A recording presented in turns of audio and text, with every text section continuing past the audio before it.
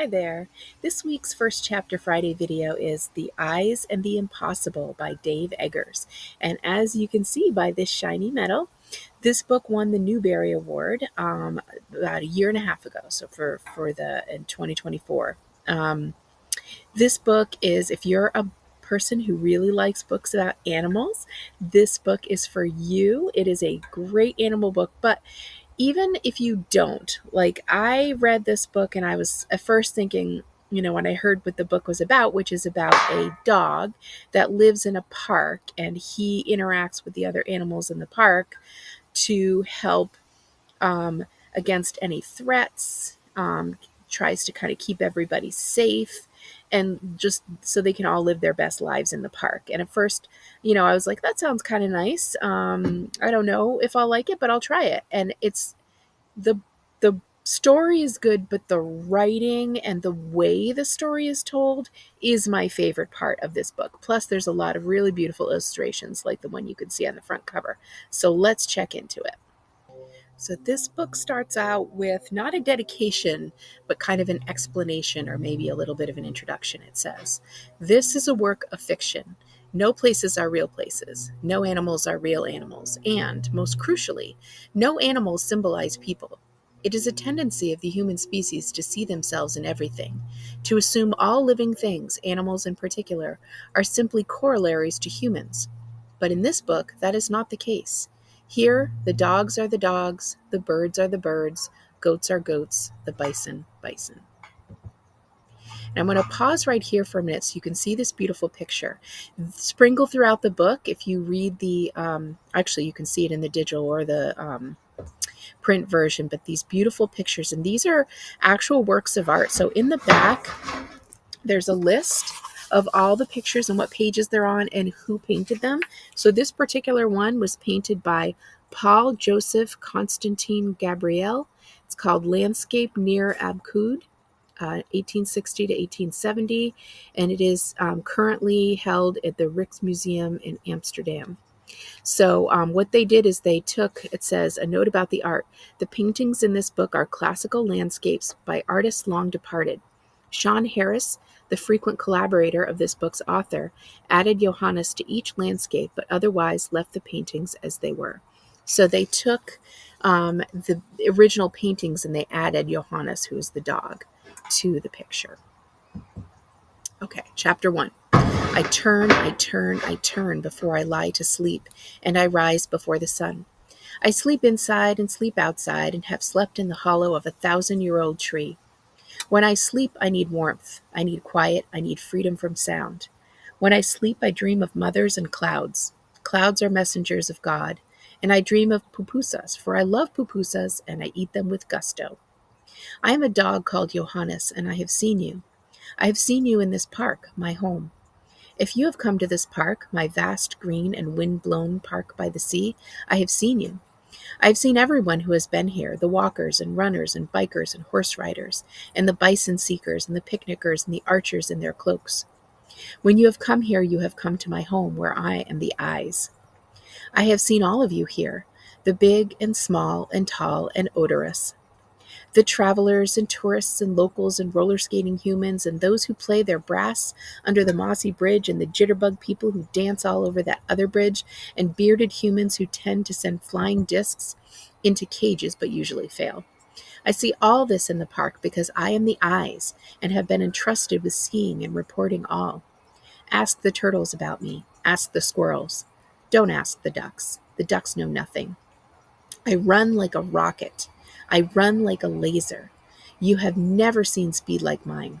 When I run, I pull at the earth and make it turn. Have you seen me? You have not seen me. Not possible. You are mistaken. No one has seen me running because when I run, human eyes are blind to me. I run like light. Have you seen the movement of light? Have you? You have not seen the movement of light, but I still like you. You did not expect this or deserve this, but I do. I like you. I was born here. It's a story. My mother was house-kept and still is, but when she was pregnant, she came here, to a hollow in a tree, and waited for us to be born. I don't know, and she doesn't know why she chose to have us in the woods rather than in the safety of her human home. For she lived then in a human home, And she has a tag and is fed daily and petted always and cared for by human doctors who have kept her alive so long, so much longer than she would have lived out here. Why she had us out here, I don't know, but she did. And when we all came out of her oily and whimpering, she did an unexpected thing. She picked one of us and brought that one, Leonard, my brother, to her human lair, and apparently her humans were thrilled to have her back home and delighted with her new son. The rest of us she left in the hollow of that tree. I'm not bitter. I'm a comet. I have vague recollections of another dog feeding us pups in those early days. I have cloudy memories of that dog's smell. But was it a dog, or was it a fox, or a raccoon? Jamie says it was an owl. Joni says it was a squirrel. Those are my sisters, Joni and Janie. There's also my brother Stephen. Someone fed us in those crucial first days, and it was only a few weeks before we could fend for ourselves, and we did. We fended and we grew and we were good. Leonard was being fed from a kibble bag while we scrounged for what we could find in the park. We were hungry, but we were free. I still fend, and I still scrounge, and I am still free, have always been free. No one feeds me. I am unkept and free. This is my life. God is the sun. Clouds are her messengers. Rain is only rain. This park is enormous. I'm not a math expert, but I believe it is 10,000 miles along its length and about 3,000 along its width. It is long and narrow, and it leads from the gray city all the way to a rough gray patch of angry ocean that meets a vast windy beach where people drown 3 or 4 times a year in the sinewy muscles of the savage sea. I have been to this beach and have not drowned. I have crossed roads and highways, and I remain unharmed. I've bitten a leg or two when necessary, and I've leapt from a rooftop and came away fine. I'm strong. I stared straight into a solar eclipse and nothing happened. I cannot be defeated. Maybe I'll never die. In those early days, Joni and Janie and Stephen and I found the garbage near the snack vendors, and we ate heartily from said garbage. It was so easy, and we ate well. We ate half-eaten hot dogs and parts of pretzels and drank incomplete juices and sodas and spit out the sodas, for they were offensive to us then and still are now. There was so much food here, so much that it was, and still is, so easy to eat often and well. Then Joni and Janie and Stephen disappeared, and it was strange how it happened. We were still puppies. I know that now. We were all puppies, and we were watching the humans dancing near the bridge one day, just the 4 of us sitting and watching the band and the dancing, when suddenly human hands lifted them, Joni and Stephen, saying things about how they were puppies and so small and so fuzzy, and I thought no. I thought no, and I told Janie run, but she thought yes and said yes and stayed, and she was lifted up too. So they were taken by humans, and I assumed they became kept dogs, pets, and I ran into the woods where I remained free and became the eyes. 2. How I became the eyes. Yes, it is a story. One day, as I ran like light through the park, I heard a rumbling voice. "Stop," it said. I would never think of stopping for anyone, for I am free and fast, but this voice was both commanding and kind, a motherly sort of voice. So I did not stop. No, I did not stop just like that. How could I? But I slowed to the speed of sound. "Come here, please," the voice said, and I slowed to the speed of an airplane and came closer to the voice, which seemed to be coming from a fur-covered boulder. The boulder was speaking to me through the woods. "Come closer," the voice asked, and I slowed to regular mortal mammal at top speed and came closer and saw that the boulder was a living thing, a bison. I had seen the bison from far away, from the road that cuts through the park, and along which I sometimes run because I like to race the cars. Oh Lord, I am so much faster. It's a cruel joke how much faster I am. It is embarrassing to cars, and the humans that drive them, and the humans that make them. I render them silly, but I'm not sorry. "Come here and talk to me," the voice said. And when I did so, I could see this bison up close, and I could see that she was very old. This was Freya. I'm not a scientist of time, but I estimate she was 6,000 years old. She is now older still. She was one of 3 bison. The other 2 are Meredith and Samuel, who live in a large fenced-in park within the park. They have been here always, and they are slow-moving and often tired, it seems. But they have ruled the park for millions of years or more. "I have seen you run," Freya said to me, her eyes huge and heavy-lidded. "You are very fast," she said, and I nodded, seriously, pridefully. "We, the rulers of this park, need to know what happens within it, and most of the rabbits are gone now, and the owls are unreliable." "They make up things, and they have their own agenda," Meredith said, not unkindly. Meredith was the warmest of the three, the first to believe, the first to encourage. "And of course the ducks are morons," Samuel said. He was the most cynical, the most tired, the most funny. I knew the rabbits had disappeared, but did not know this about the owls, about their unreliability. I made a mental note to remember that owls have their own agenda. The ducks, though, I already knew they were morons. "We would like you to be our eyes," Freya said. "You would be good," Meredith said. I wanted to be their eyes, so I became the eyes. "Don't screw it up," Samuel said. And so it was. My task was simple but crucial. I would run the park daily, as I already did, but now, after sunset each day, I would report to the bison what I had seen. Was there anything new the bison wanted to know? Was there anything troubling? Was there anything that they needed to know about that might upset the equilibrium? The park has an equilibrium, as all natural places do, and the bison watch it and protect it. They are the keepers of the equilibrium. If the equilibrium is upset, there are problems. If the park's people cut a new path across the width of the park, that means more people will come where the animals had been alone and undisturbed, and that might upset the balance. If there are new buildings, that upsets the equilibrium. New roads, new rules, all affect the equilibrium. The system, our system, is a good one. I see something.